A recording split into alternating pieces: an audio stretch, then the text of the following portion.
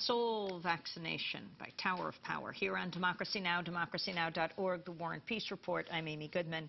1 week after President Obama declared swine flu a national emergency, demand for the H1N1 vaccine continues to outstrip supply. The government's vaccination program that began last month is described as the most ambitious vaccination program since the anti-polio campaign of the 50s. But the program is off to a slow start. The media is abuzz with questions over the shortage of vaccines and the effectiveness of the Obama administration's response to the pandemic. The Center for Disease Control, or CDC, estimates swine flu is now widespread across 48 states in the country and has led to the deaths of 114 children since the spring. CDC Director Dr. Thomas Frieden called swine flu a, quote, young person's flu at a news conference Friday and said health authorities are releasing the country's entire stock of children's Tamiflu antivirals. Well, my next guest is asking a very different set of questions about how the U.S. should be dealing with swine flu. Shannon Brownlee is an award-winning journalist, author, senior research fellow at the New America Foundation. Her latest article in The Atlantic magazine, co-authored with Gene Lenzer, is called Does the Vaccine Matter? Shannon Brownlee is also author of the best-selling Overtreated, Why Too Much Medicine is Making Us Sicker and Poorer. She joins me now from Washington, D.C. Welcome to Democracy Now! Well, why don't you answer that question, the title of your piece? Does the vaccine matter, Shannon Brownlee? It depends on what we're talking about. So let's make a distinction here between seasonal flu, which is the flu that we see every winter, and pandemic flu or swine flu, what we're seeing right now.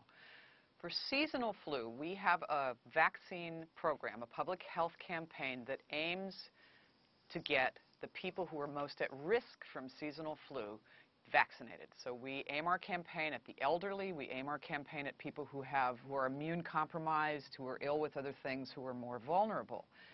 And it looks like that these people getting vaccinated is not producing the effect that we want, which is to reduce mortality in these groups. So does the vaccine matter in the way that we're using it? It's not clear. Well, explain the politics of who makes the vaccine that is being offered now, though there certainly isn't enough of it all over the country. The politics of who makes the vaccine I don't see as being that big an issue in this swine flu pandemic. There was not a whole lot of time to be able to manufacture millions and millions and millions of doses. Now, certainly we probably should have more companies manufacturing vaccine. Having only a few companies manufacture it means that it's hard for them to gear up. It also means that if one of them has a bad production line and has to shut down, it reduces the amount of vaccine that's available.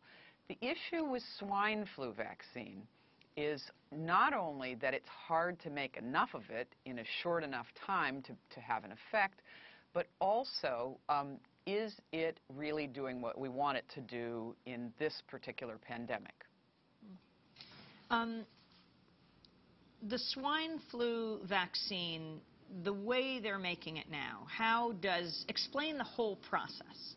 Oh, I'm not a vaccine expert, but the process is exactly the same for swine flu vaccine as it is for seasonal flu vaccine. You have to grow the virus in eggs, then you have to extract the virus, you kill the virus, or you have an attenuated virus, which is what the nasal vaccine is. It's a live virus that's been weakened. And then you put it into your vaccine ampules and you deliver it around the country. So it's a pretty similar process for the swine flu vaccine and for seasonal flu vaccine. And this is not about the safety of flu vaccine. A lot of people are worried about the safety of all vaccines. This is not about should your children be vaccinated against whooping cough or measles. I have a 14-year-old. He's had all his vaccinations. This is a very different question from childhood vaccines, and we were not looking at the safety of flu vaccine. It looks like a pretty darn safe vaccine.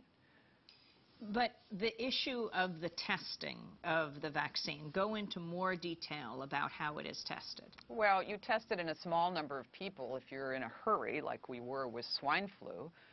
For seasonal flu vaccine, I really don't know what the testing is. But that's really not what we're concerned with, which is the safety of the flu vaccine. There's nothing to suggest that flu vaccine is really a dangerous vaccine.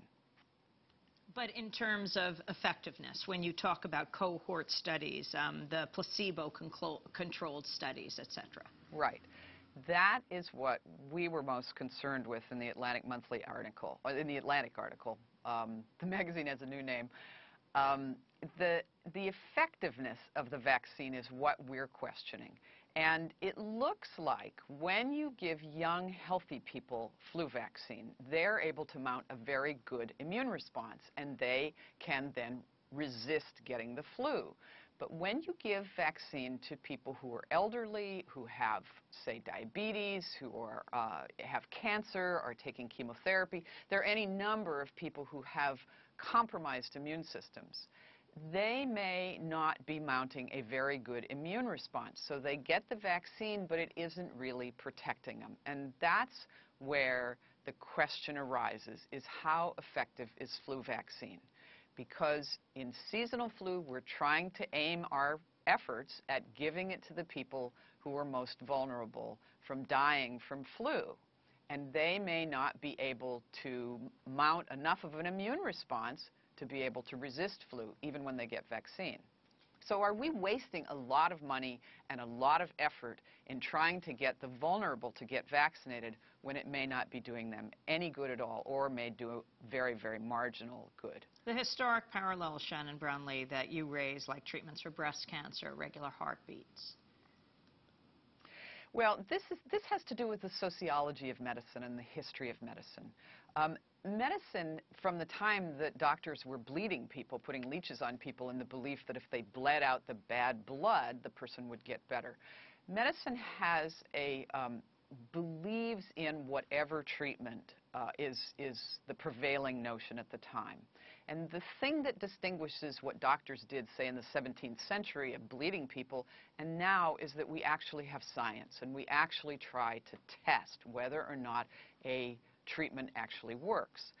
So what we are calling for in the flu vaccine situation is that we do some of the studies that would really show who it's effective for, how many people you have to vaccinate to stop transmission.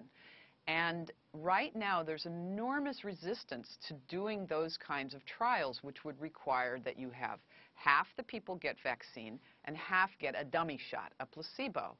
And the argument is that it would be unethical to give people a placebo shot, because then they wouldn't be getting the benefits from flu vaccine. When the evidence suggests that there isn't a lot of benefit from the flu vaccine in certain populations.